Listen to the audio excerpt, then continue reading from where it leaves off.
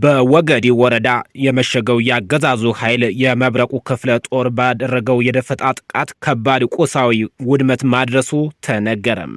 በአድዋ ተራሮች ላይ የተገኙ የአባቶቻችን ገድሎች ዛሬም በዕለተ ቀኑ በእኛ በልጆች የውክልና ጦርነት እያካሄደ ባለው በብልጽግና ወራሪ ሰራዊት ላይ አንጸባራቂ ድል ተቀናጅተናል ሲል ኮሩ ገለጸ። የአማራ ፋኖ ብሔራዊ ንቅናቄ ለበርካታ ወራቶች ሲያሰለጥናቸው የነበሩ ወታደራዊ ሰልጣኞችን በደመቀ ሁኔታ ማስመረቁን አስታወቀ። የአማራ ፋኖ ብሔራዊ ንቅናቄ መብረቁ ክፍለ ጦር ስትራቴጂካዊ ቦታ ላይ ወገዲ ከተማ ዘልቆ በመግባት የግፍ እስረኞችን በማስፈታት ታላቅ ድል ማስመዝገቡን አስታወቀ። የአማራ ፋኖ ብሔራዊ ንቅናቄ ቴዎድሮስ እዝ 103ኛው የአድዋ ድል የመታሰቢያ ዕለት ገድል መፈጸሙን አስታወቀ። በጎጃም ጃዊ ቀጠና ኩምበር ከተማና በአካባቢው የሰፈሩት የጠላት አህዶች ላይ የቴዎድሮስ እዝ የ105ኛ የ206ኛና የ201ኛ ኮሮች በጥምረት ባደረጉት መብረቃዊ ጥቃት በርካታ የነፍስ ወከፍ መሳሪያዎችን ካገዛዙ ሰራዊት እስከ መገናኛ ሬዲዮ መማረካቸውን አስታወቀም። እነዚህንና ሌሎችን መረጃዎች ለሰዓቱ አዘጋጅተንላችኋል። የተከበራችሁ ቻናላችን ቤተሰቦች ቻናሉን ሰብስክራይብ፣ ቪዲዮ ላይክ፣ ሼር፣ ኮሜንት በመስጠት አብራችሁ እንድትሆኑ እየጋበዝኩኝ አሁን በቀጥታ ወደ ዝርዝር መረጃዎቻችን አለፍን። አብረን እንቆይም። በየአድዋ ተራሮች ላይ የተገኙ የአባቶቻችን ገድሎች ዛሬም በዕለተ ቀኑ በእኛ በልጆቹ የውክልና ጦርነት እያካሄደ ባለው በብልጽግና ወራሪ ሰራዊት ላይ አንጸባራቂ ድል ተቀናጅተናል ሲል ኮሩ ገለጸ። የአማራ ፋኖ ሸዋ ጠቅላይ ግዛት እዝ ጠላት ገና ከዋዜማው ከምሽቱ 4 ሰዓት ላይ ኔትወርክ በማጥፋት በሸዋ ጠቅላይ ግዛት ተጉለትና ቡልጋ አውራጃ ሰፊ ቀጠናን የሸፈነው በሁለት ወረዳዎች የወገን ኃይል ለማጥቃት የተንቀሳቀሰው ሲሆን በጀግናው አጼ አምደ ጽዮን ኮር ስር በሚገኙ 7ለ7 ክፍለ ጦርና በራምቦ ክፍለ ጦሮች የፋኖ ሰራዊት ክፉኛ ተመቶ መመለሱ ኮሩ ገልጿል። ከንጋታ 11 ሰዓት ጀምሮ በተካሄደው አውደ ውጊያ የአማራ ፋኖ ሸዋ ጠቅላይ ግዛት እዝ አጼ አምደ ጽዮን ኮር የ7ለ7 ክፍለ ጦር ሲኖ ሻለቃ ባደረገችው የተቀናጀ ውጊያ በባሶና ወረና ወረዳ ልዩ ስሙ መሐላ አምባ በተባሉ አካባቢዎች በአገዛዙ አየር ወለድ ሰራዊት ላይ ድል ሲቀናጅ ጠላት ያለ የሌለ ኃይሉን ከደብረ ብርሃን ከተማ ከወርቄ ከቀየትና ከጉንዶ በርት በርካታ ሰራዊት ቢያሰልፍም እንደ ተርብ በሚናደፉት የአርበኛ ተስፋዬ ቦጌ የቃል ኪዳን ልጆች ተገርፎ ሙትና ቆስለኛ ተደርጓል። ተናዳፊው የ7ለ7 ክፍለ ጦር ሲኖ ሻለቃ ከንጋቱ 11 ሰዓት እስከ ረፋዱ 4 ሰዓት ባደረገው ተጋሎ በጠላት ኃይል ላይ ከፍተኛ ኪሳራ ማድረስ ክፍለ ጦሩ አስታውቋል። በተመሳሳይ ግንባር ልዩ ቦታው ጭራሮ ደብር በተባለ አካባቢ የዙ አርበኞች ጦር ሰራዊት በመሆን በቅርቡ ራሱን ወደ ክፍለ ጦር ያሳደገው የተጉለት ሳለ ስላሴ ክፍለ ጦር በአምባገነኑ የብልጽግናው ሰራዊት ላይ ድል ተቀናጅተዋል። ኮሩ ባደረገው ሌላኛው የአውደ ውጊያ ግንባር በሙጃና ወደራ ወረዳ ልዩ ስሙ አይሶፊ በተባለ አካባቢ የራምቦ ክፍለ ጦር 3ኛ ማንበርግ ሻለቃ በብልጽግናው 112ኛ አየር ወለድ ክፍለ ጦር ላይ የተሳካ የደፈጣ ጥቃት ፈጽመዋል። በሁለቱ ግንባሮች በተካሄደው የተቀናጀ ተጋድሎ የአድዋ ተራሮች ላይ የተገኙ የአባቶቻችን ገድል ያስታወሰ ሲሆን ዛሬም በዕለተ ቀኑ በእኛ በልጆች የውክልና ጦርነት እያካሄደ ባለው በብልጽግናው ወራሪ ሰራዊት ላይ አንጸባራቂ ድል ተቀናጅተናል ሲል የኮሩ ምክትል ቃል አቀባይ አርበኛ አባቢ ዘውዴ ለኮሩ ሚዲያና ኮሙኒኬሽን ክፍል በላከው የአውደ ውጊያ ውሎ አስታውቋል።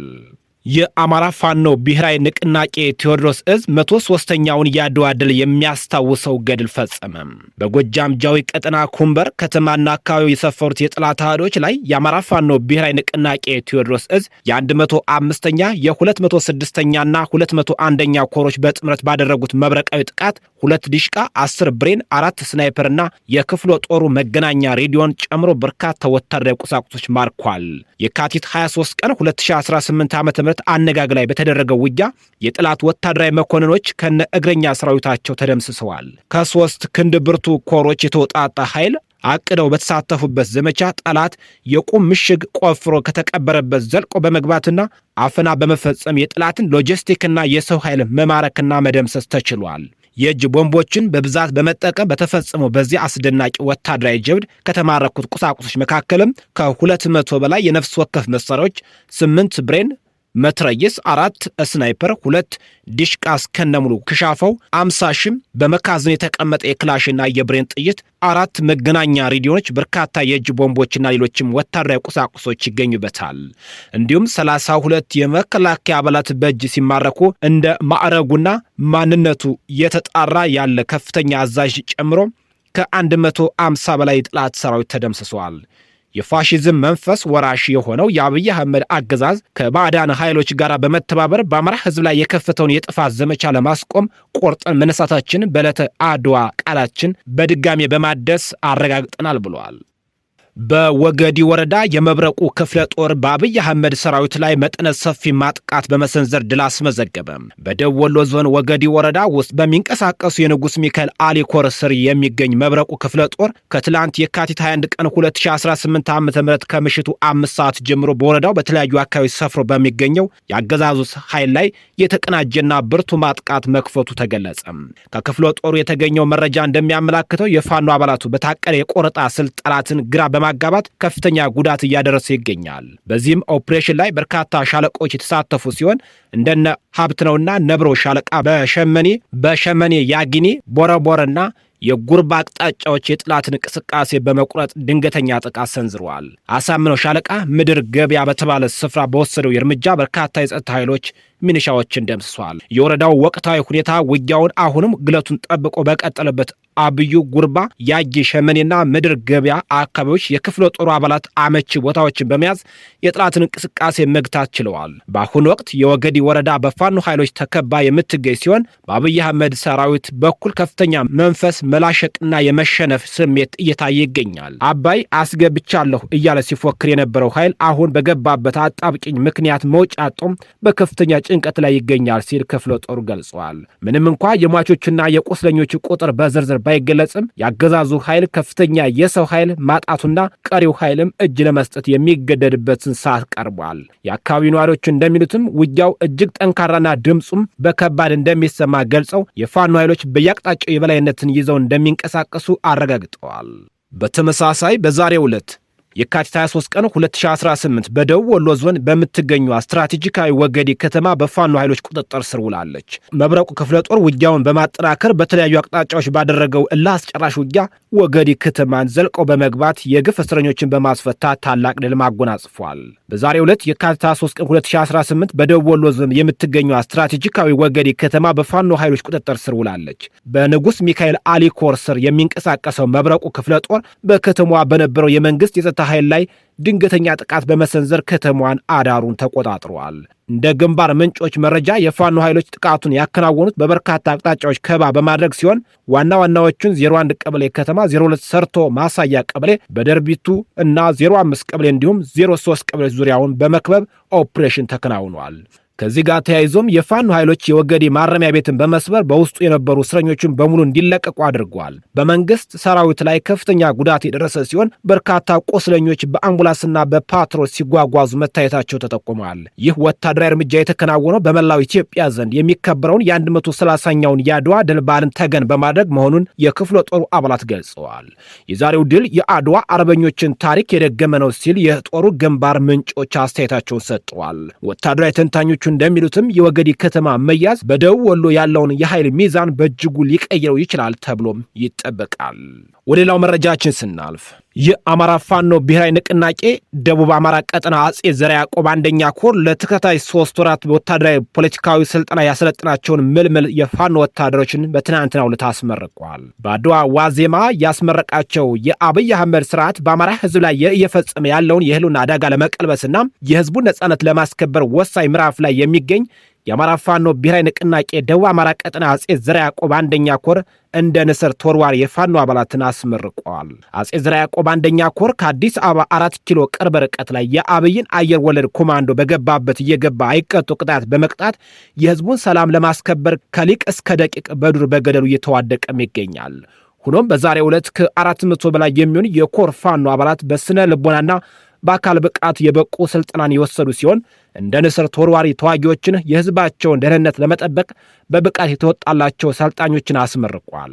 ሆኖም ሰልጣኞቹ በቀጣይ የተሰጣቸውን ተልዕኮ ለመወጣት ዝግጁ መሆናቸውን ገልጸዋል። ይህ ስልጠና አንድ የህልውና አደጋ ላይ ያለን ህዝብ ነፃ ለማውጣት ብቻ ነው። ስርዓቱ የሞት ድግስ ደግሶበት ከምድረ ገጽ ለማጥፋት እየሰራ ባለበት ሰዓት በዱር በገደሉ የህይወት ድልድይ እየገነባን የአማራን ህዝብ የቁርጥ ቀን ልጆች በመሆን ሰልጣኞችን የአጼ ዘርዓ ያዕቆብ አንደኛ ኮር በሚሰጠን ማንኛውም ግዳጅ ለመቀበልና በድል ለመወጣት የሀገራችን ሉዓላዊነትና የህዝባችን ነፃነት በአጥንታቸው ለመጠበቅ ቃል ገብተዋል። በዚህ ቅዱስ በሆነው የአማራ ህዝብ የትጥቅ ትግል በስም ዝርዝር የማንጨርሳቸው ጀግኖች የትግል ጓዶች ከጠላት ጋር ተናንቀው ብዙ ዋጋ የከፈሉበት የህልውና ትግል ነው። በመሆኑም ድርጅታችንን እና መሪዎቻችን ከትግል ጠላፊዎች እንድትጠብቁ አደራ አለባችሁ። ለእናንተ አደራ የምንሰጣችሁ መሪዎቻችን በብዙ ስቃይና መከራ ወጣ ውረድን በማለፍ ጀግኖች ውድ ህይወታቸውን የገበሩበት ትግል ተቀብላችሁ የድል ባለቤት እንድታደርጉ አደራ እንላለን ሲል ያሳምነው እዝ ምክትል ድርጅት ጉዳይ አርበኛ ኢያሱ መልእክቱን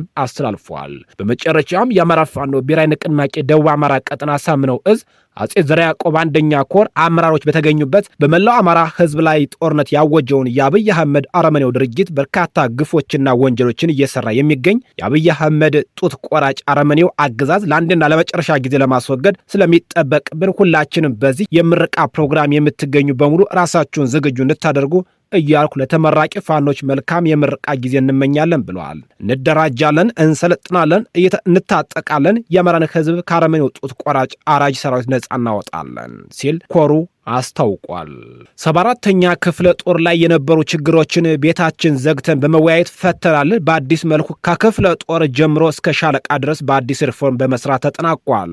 መሪያችን አርበኛ ዘመነ ካሴ እንዳለው ቤታችን ዘግተን ችግራችን ፈተናል። የበላይ እስትንፋስ ታድሰው እንደ ንስር መጥተዋል። የቴዎድሮስ ዕዝ ከፍተኛ አመራሮችና የኮሩ አመራሮች የ74ኛ ክፍለ ጦር አመራሮችን፣ የሻለቃ አመራሮችና ሻምበል አመራሮችን እንዲሁም የተለያዩ ጥያቄዎችን የነበራቸው በክፍለ ጦር ውስጥ የነበሩ አባላት ለ7 ቀን የፈጀ ጥልቅ ግምገማና ውይይት በማካሄድ የውስጥ ችግሮችን በመለየት መፍትሄና ቀጣይ አቅጣጫዎችን ማስቀመጥ ተችሏል። ውይይትና ግምገማን መሰረት ያደረገ አዲስ የሥራ ስምሪት በመስጠት ተጠናቋል። በተግባር በውጊያ የተሸነፈው የአብይ አህመድ ቡድን በሚዲያ ለመከፋፈል ያለ ረፍት 24 ሰዓት ቢሰራም እኛ ግን ቤታችን ዘግተን በመምከር ችግሮቻችን በመፍታት በአንድነት የወጣንለትን ዓላማ በማሰብ ጦራችን በመሰብሰብ የጠላት ቅስም መስበር ችለናል ሲል አስታውቋል። በመጨረሻ የእስራኤል ጦር ሂዝቦላን የስለላ አዛዥን መግደሉን አስታወቀ።